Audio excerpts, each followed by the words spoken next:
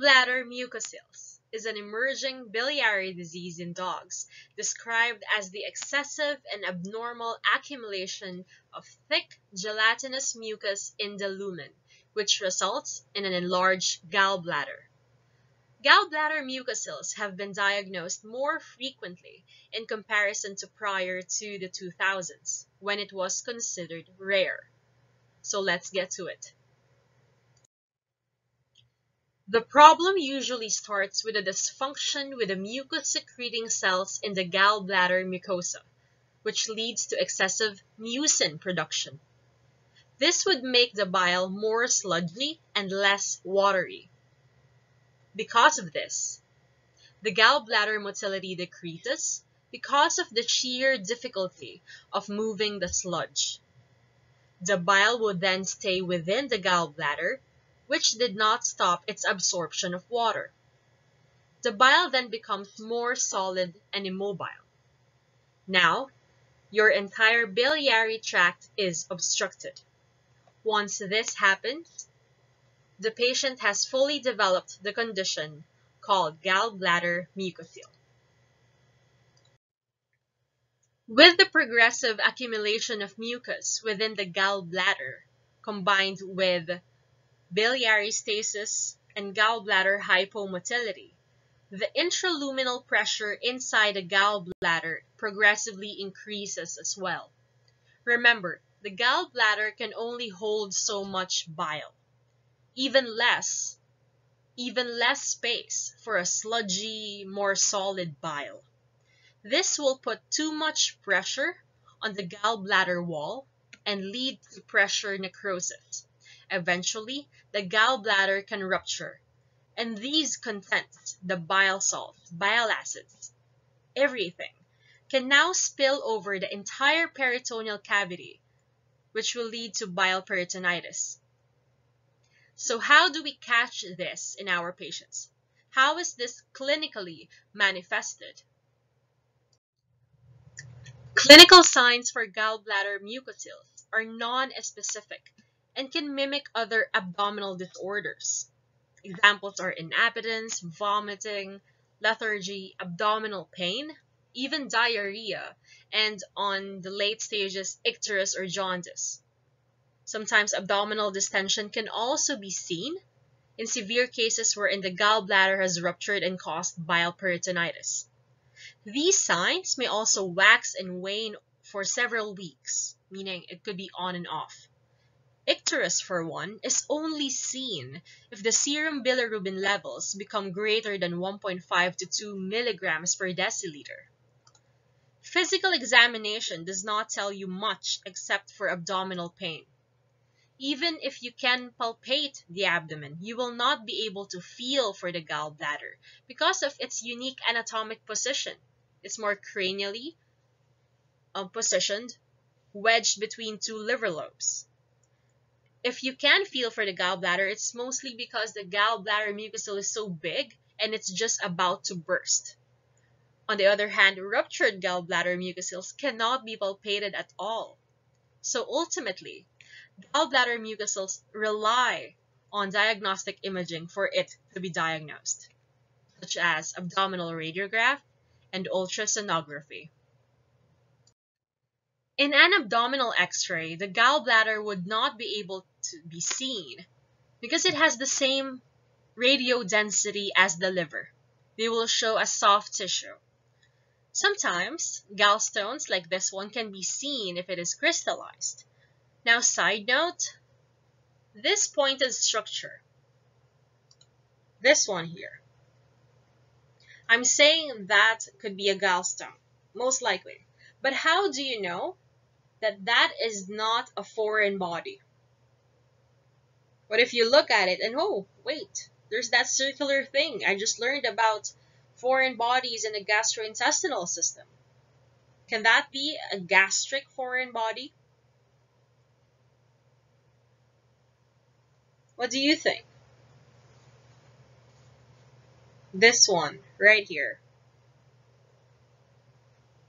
Well, first off, the stomach is seen positioned ventrally and dorsally than the structure pointed. As seen here, this is the stomach lumen, full of just the right amount of gas. Also, this one is too cranial and too ventral to be a gastric foreign body. So if you think, oh, doc, maybe it's the duodenal one. We know that it's the most cranial intestinal segment of all. But the duodenum only goes up to this high, not up to here to the level of the liver. So what else could it be? So the foreign body, which is just about to enter the stomach. Remember, your esophagus is right here. So it is safe to say, okay, that this would be a pathology concerning either your liver or your gallbladder or both. Now look at this. It's quite hazy. I apologize for that. It's very hard to find an x-ray of a gallbladder mucocele, but usually this is what you see. All right? Can you see where the gallbladder could be with the previous radiograph as your reference? You could try to move your head away from the screen at different angles, so you could actually see the different radio densities of the different tissues in the abdomen. Try to identify some of the organs. All right, we know this is the liver. A bit ventrally displaced, don't you think? Usually the liver margin would only be up to this point. It wouldn't reach this part. This may be a part of the spleen. This is surely a kidney. Bowels right here. So where could the gallbladder be? Now, the gallbladder, when gallbladder mucocele is undergoing the disease process, all right? The gallbladder tends to dilate. And when it dilates, it moves away from its usual spot between the right medial and the quadrate lobe. It usually is displaced caudally. Do you get the picture now? It is usually displaced caudally and moves slightly ventrally. Alright, I'm going to show you where it is. Alright, follow the outline. There. That is actually the caudal border of the dilated gallbladder. It moves caudally away from the liver lobes. Alright, so let's go back to the original radiograph without the outline. Alright, try to remember where it is. Now, as you can see, it is not very sensitive. You know, it would take a lot of experience for you to actually say, oh, hey, gallbladder. Because easily, this one, you could mistake it as a liver mass, or a big splenic mass, or an intestinal mass as well, around the cranial part of the jejunum, or even a part of the transverse colon. So, you know, X-ray gives you a picture, but not as complete as you would want it to be. It's not confirmatory. This is where the importance of ultrasound comes in. Only with an abdominal ultrasound could you have a definitive diagnosis of gallbladder mucocele. But how do we do this? The ultrasound probe is gently positioned on the cranial abdomen, and it is tilted a little bit caudally, meaning the probe is pointing cranially, right? You know what I mean, it's radio. Some of you took it already. I think some of you are taking it concurrently. That's why I keep on using radiographs and ultrasound films with you. So in cases of gallbladder mucoceles, an immobile echogenic material is seen within the gallbladder lumen. Doc, you say immobile. How do we know? Is it supposed to move? And then we check and it's not moving, then that's it. Well, what you do is you reposition the animal slightly laterally, either left or right, and then you scan the gallbladder again.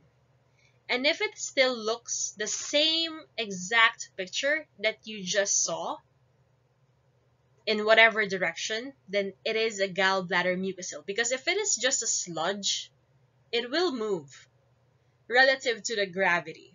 If it will not, then it means that the sludge is more solid right now, and it will resist any gravitational pull. The luminal contents would have a classic striated or stellate appearance, which has been described as a transverse section of a kiwi fruit. Right?